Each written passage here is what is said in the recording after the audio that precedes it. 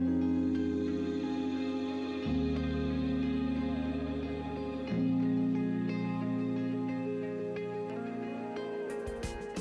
name is Magnus Ulaner. I'm an Environmental Director at HSB. And my main role is to both lobby and to influence laws on sustainability and environmental issues concerning the housing sector. I also do a lot of things in our sector when we go together with other types of housing organizations to form frameworks for sustainability work. So I have lobbying, sector development together with other partners, and internally supporting HSB in sustainability issues. We have a strategy, a sustainability strategy. It builds on 4 focus areas. One of them are resource efficiency, because we know that we take out too much resources from the earth. For example, if you look at the housing and construction sector in Sweden, 38% of the energy goes into our sector, 40% of the materials, 30% of the weighted amount of waste come from our sector. So we have a huge impact on the environmental side in sustainability. And then we have a climate target to be nearly zero greenhouse gas emissions by 2030. We started 2008 with a climate goal. So we had a sort of internal Kyoto protocol in HSB where every regional association signed an agreement to reduce the greenhouse gas emissions. The third one is sustainable products and services. So products would be the new houses we construct or the services we give to our members, which is mainly maintaining their houses, keeping them in good shape and so on, and economical services connected to them. So we try to measure how sustainable these services are today with different indicators. And the fourth one is to be a good community citizen, sort of to say. And it's a lot of focus on that people feel secure and also on diversity, how our cooperative reflects society. Grown in Sweden or not, born and grown up in Sweden, men and women, age and so on. So we try to measure the diversity of our organization, how it reflects the whole of society. The housing cooperatives, they are good at looking at their energy costs and reducing energy, because it's so connected to the cost of the cooperative. They work closely with the expert of HSB to reduce their energy bills and their energy use. So we're quite good at energy efficiency measures.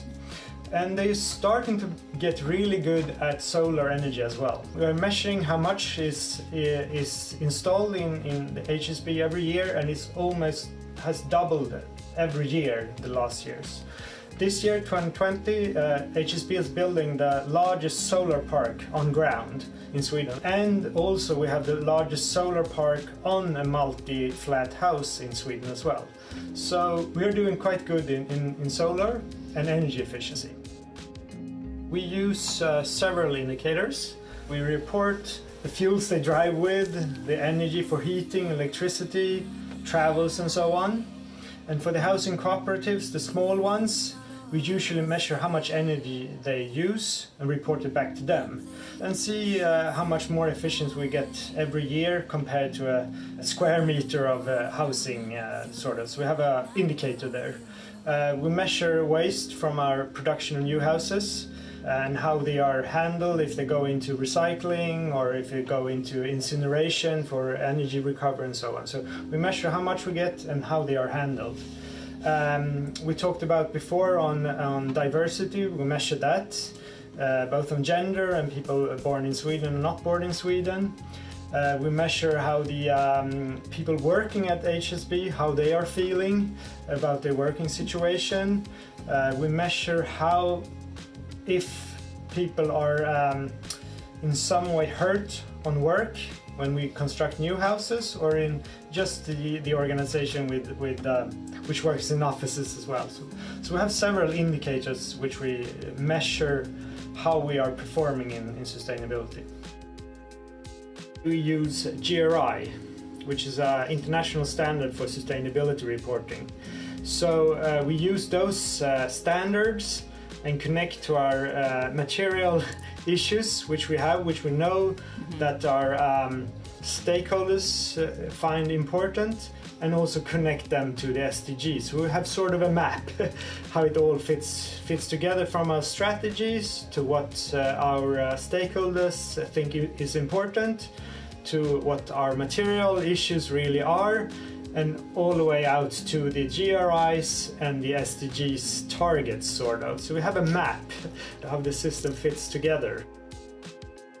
We have in a national organization, we have like suppliers which we have like framework deals with. So it's about 130 something. And when they are in the process of being a supplier to us, we use a self-assessment tool, which is based on questions around human rights, environmental issues, labor rights, anti-corruptions. And so they have to answer quite many questions. And it comes out as a sort of result so we can have a discussion with them, where they are good, where they are not so good, and together develop how they are more sustainable. Every 3 years we do a big thing, but then you do it every time you have a discussion with a supplier. So that's a good start, and we also have a common code of conduct for our suppliers and partners. So they have to sign that as well.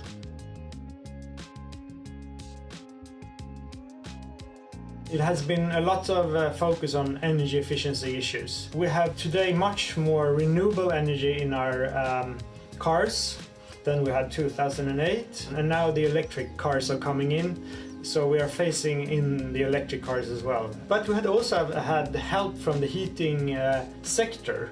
They have become better. They use better fuels in the district heating, so we had some help from them as well. And electricity system in Sweden are mainly based on renewable and some on nuclear. So they have phased out the last fossil fuels. So you also get help from the energy sector. HSB it's a modular house in Gothenburg, on the west coast of Sweden, and it's mainly students and doctoral students connected to Chalmers University, which is a technical university. But there is people living there. They have a lot of sensors measuring water, heating, everything in the house, collecting data. But it's also a living lab in the sense that some areas you share, for example the kitchens, and you have smaller flats. So you share a lot of things.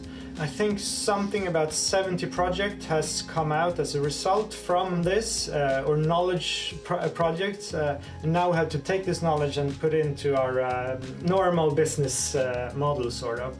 But it has rendered a lot of attention, this innovative housing laboratory. Yeah.